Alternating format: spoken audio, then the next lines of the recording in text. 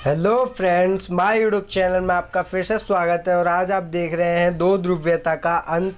Topic का नाम है दो ध्रुवीयता का अंत। ये chapter number first political science हो गया है। शीत युद्ध का दौर को डिलीट कर दिया सीबीएसई ने। अब आपको यही पढ़ना पड़ेगा चैप्टर नंबर फर्स्ट में। सबसे पहला टॉपिक अगर हम देखें तो बर्लिन की दीवार आती है। सबसे पहला टॉपिक कौन सा होता है फ्रेंड्स? बर्लिन की दीवार। बर्लिन की दीवार बर्लिन की दीवार समाजवाद और पूंजीवाद के बीच का प्रतीक थी। बर्लिन की दीवार समाजवाद और पूंजीवाद के बीच का प्रतीक थी।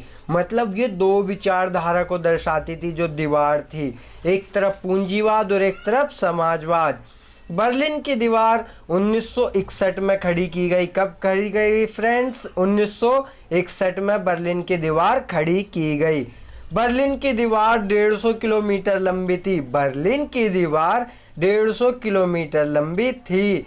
28 वर्षों तक खड़ी रही। बर्लिन की दीवार 28 वर्षों तक खड़ी रही। 9 नवंबर 1989 में जनता द्वारा बर्लिन की दीवार को घेर दिया गया।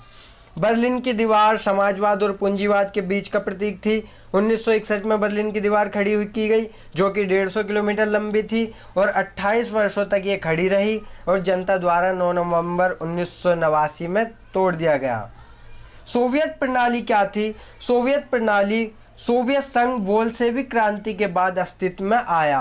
1917 की बोल्शेविक क्रांति के बाद सोवियत प्रणाली अस्तित्व में आई। ये जो क्रांति थी, इस क्रांति के नायक कौन थे? Vladimir Lenin. इस सोवियत बोल्शेविक क्रांति के नायक जो थे वो व्लादिमीर लेनिन थे। ये क्रांति समाजवाद के आदर्शों पर आधारित थी और पूंजीवाद के आदर्शों पर नहीं थी। यह क्रांति किस पर आधारित थी? समाजवाद के आदर्शों पर। कब हुई ये क्रांति? बोल्शेविक क्रांति 1917। इस क्रांति के बाद क्या अस्तित्व में आया? सोवियत संघ। और ये क्रांति के नायक व्लादिमीर लेनिन कहते हैं। दूसरी दुनिया किसे कहते हैं? जब ये शीत युद्ध चल रहा था तो पूरा विश्व दो ध्रुवों में बंट गया, एक पहली दुनिया और एक दूसरी दुनिया। एक को बोलते थे पूर्वी खेमा, एक को बोलते थे पश्चिमी खेमा। तो दूसरी दुनिया किसे कहते हैं? सोवियत खेमे में शामिल पूर्वी यूरोप के देशों को दूसरी दुनिया कहा जाता है, जो कि साम्यवादी अर्थव्यवस्था की थी।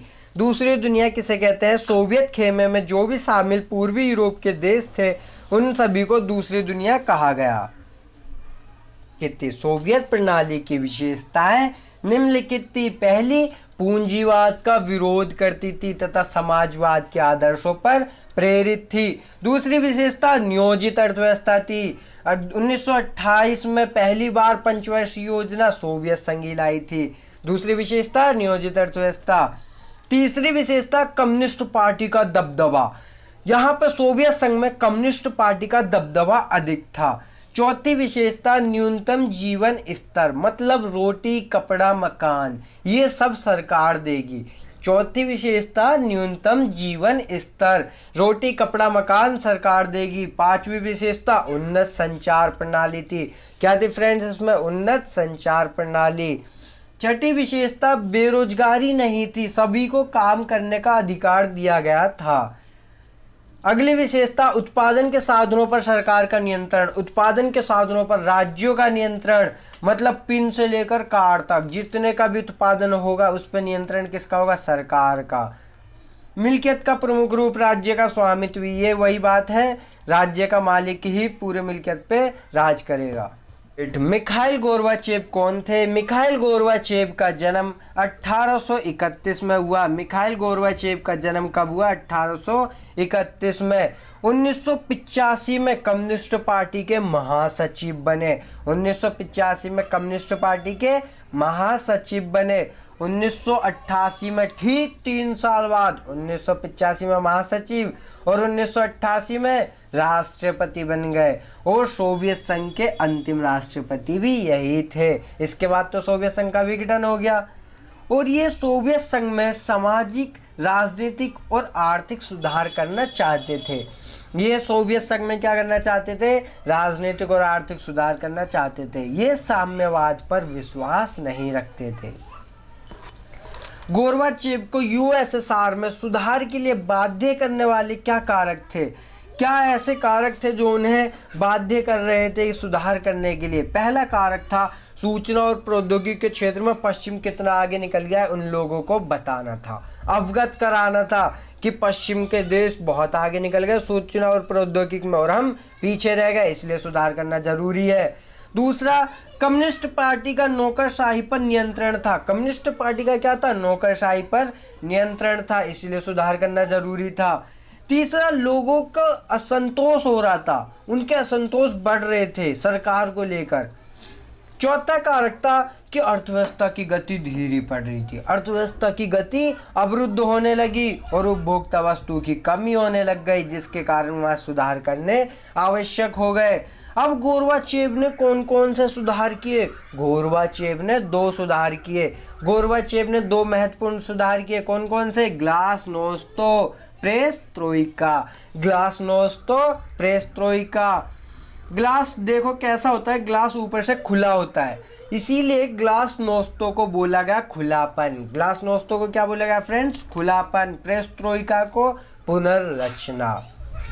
ग्लासनोस्तों खुलापन, पेरेस्ट्रोइका पुनर्रचना। ग्लासनोस्तों के तहत नागरिकों को अधिकार दिए गए, उन्हें सार्वजनिक विषय के बारे में पूरी सूचना मिले। नागरिकों को अधिकार दिए गए ताकि उन्हें पूरी सूचना मिले, और पेरेस्ट्रोइका में उन्हें विकास पर बल दिया गया, राजनीतिक, आर्थिक, प्रशासनिक सुधारों पर बल दिया गया। राष्ट्रपति गोरबाचेव के खिलाफ विद्रोह। हर किसी को पसंद नहीं आते जो अच्छे काम करते हैं, वो टांग खींचने में लगे रहते हैं सारे लोग, जो भी एक अच्छा काम करने लग जाए। जैसे कि सिंघम देखी होगी, सिंघम में वो अच्छा काम करता है तो तुरंत आ जाता है उसका बड़ा अफसर उसे रोकने। ऐसी ये गोरबाचेव जब बड़ा कदम उठा रहे थे, सुधार कर रहे थे, तो इन्हें रोकने वाले भी बहुत थे। वही देखेंगे उनके खिलाफ विद्रोह कैसे हुआ।